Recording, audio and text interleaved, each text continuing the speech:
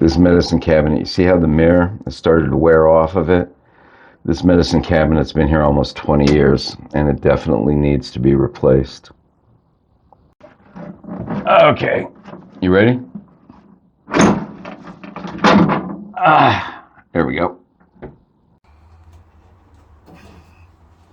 I decided to go with a Kohler medicine cabinet this time. I wanted something that was going to last. I don't really want to do any repairs in the future on this apartment. When the tenants move out, I want this thing to last forever and ever and ever. It's got the metal frame instead of the plastic in the back. It's just a better quality thing. When you open it up, what you've got is you got a mirror there. Oh, let's get this. Oh, there you go. You've got the mirror there. You've got the mirror there. We're going to put the shelves in now. It's a beautiful, beautiful work of art, this thing.